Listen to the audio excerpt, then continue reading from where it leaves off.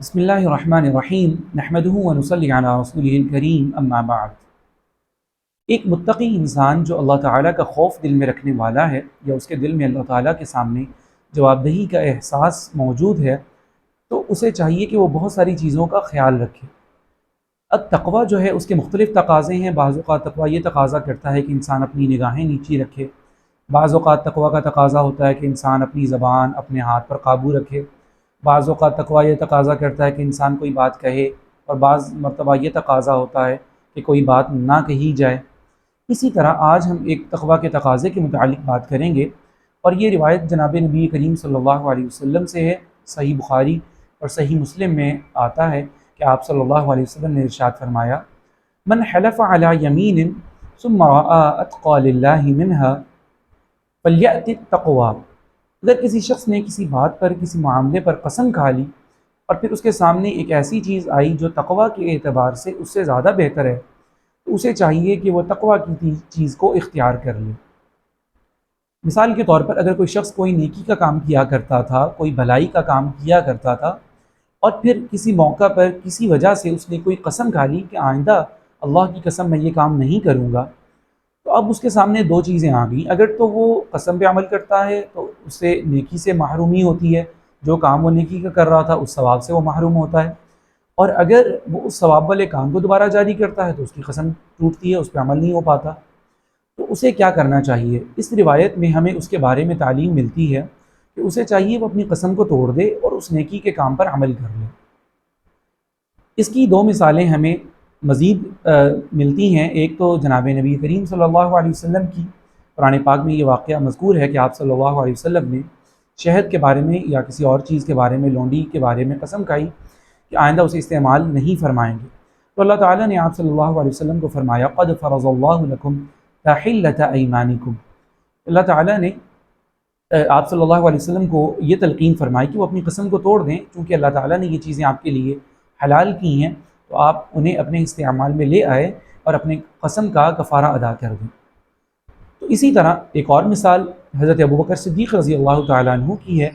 کہ وہ اپنے ایک رشتہ دار جو کہ غریب تھے مالی طور پر، تو حضرت مصطح رضی اللہ تعالیٰ عنہ ان کے ساتھ آپ صلی اللہ علیہ وسلم کے صحابی حضرت ابوبکر صدیق رضی اللہ تعالیٰ عنہ تعاون فرمایا کرتے تھے۔ تو ہوا یہ کہ جب حضرت عائشہ رضی اللہ تعالیٰ عنہ پر منافقین کی طرف سے تہمت لگائی گئی تو اس وقت حضرت مصطح رضی اللہ تعالیٰ عنہ نے اس میں مداخلت کی۔ چنانچہ حضرت ابوبکر صدیق رضی اللہ تعالیٰ عنہ بہت سخت ناراض ہوئے ان سے، اور کہ میرے رشتہ دار ہو کر اور باوجود اس کے کہ میں ان سے تعاون کرتا ہوں، انہوں نے میری بیٹی کے متعلق غلط رویہ اختیار فرمایا۔ تو حضرت ابوبکر صدیق رضی اللہ تعالیٰ عنہ نے قسم کھائی کہ آئندہ میں ان کے ساتھ کوئی تعاون نہیں کروں گا۔ تو اللہ تعالیٰ نے قرآن کریم میں آیت نازل فرمائی: وَلَا يَأْتَلِ أُولُو الْفَضْلِ مِنْكُمْ وَالسَّعَةِ أَنْ يُؤْتُوا أُولِي الْقُرْبَى، کہ کسی مالدار دولت مند شخص کے لیے، ایمان والے کے لیے یہ جائز نہیں ہے کہ وہ جن اقربا کے ساتھ، مساکین کے ساتھ، رشتہ داروں کے ساتھ کسی بھی طرح سے تعاون کرتا ہے تو وہ اپنی قسم کے ذریعے سے اس تعاون کو روک دے، اس کے لیے ایسا کرنا جائز نہیں۔ تو پھر آپ حضرت ابوبکر صدیق رضی اللہ تعالیٰ عنہ نے اس تعاون کو پھر سے جاری کر دیا۔ تو یہی سبق ہمیں بھی ملتا ہے کہ اگر ہمارے سامنے کوئی ایسا واقعہ ہو جائے کہ ایک طرف ہماری قسم ہو اور ایک طرف ہمارے لیے نیکی اور بھلائی کے کام سے محرومی ہو، یا کوئی اور تقویٰ کی چیز سے اعراض پایا جا رہا ہو، تو ہمیں یہ کرنا چاہیے کہ اس نیکی کے کام کو پھر سے جاری کرنا چاہیے اور اپنی قسم کا کفارہ ادا کرنا چاہیے، تاکہ ہماری آخرت بھی بنتی رہے اور ہم اس اجر و ثواب سے محروم بھی نہ ہوں۔ اب اس قسم کا کفارہ کیا ہے؟ تو قرآن کریم میں اس کو بھی اللہ تعالیٰ نے بیان فرمایا کہ فَإِطْعَامُ عَشَرَةِ مَسَاكِينَ مِنْ أَوْسَطِ مَا تُطْعِمُونَ أَهْلِيكُمْ أَوْ كِسْوَتُهُمْ أَوْ تَحْرِيرُ رَقَبَةٍ۔ تین چیزوں میں تو اللہ تعالیٰ نے اختیار دیا کہ یا تو 10 مسکینوں کو کھانا کھلا دیا جائے، یا ان کو کپڑا پہنایا جائے، یا ایک غلام آزاد کیا جائے۔ اگر یہ تینوں چیزیں نہ ہوں، جو شخص یہ چیزیں نہ پائے، فَصِيَامُ ثَلَاثَةِ أَيَّامٍ، تو وہ 3 دن کے روزے رکھے گا۔ تو یہ ہے ذَلِكَ كَفَّارَةُ أَيْمَانِكُمْ إِذَا حَلَفْتُمْ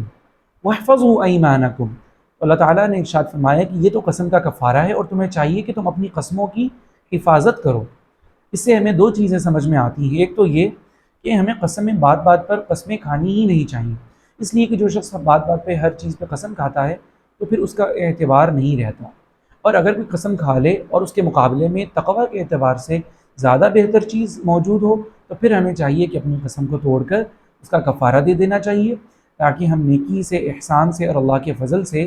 محروم نہ ہو جائیں۔ اللہ تعالی ہمیں دین متین کے تمام احکامات کو صحیح طور پر سمجھ کر ان پر عمل کرنے کی توفیق نصیب فرمائے۔ وآخر دعوانا ان الحمد للہ رب العالمین۔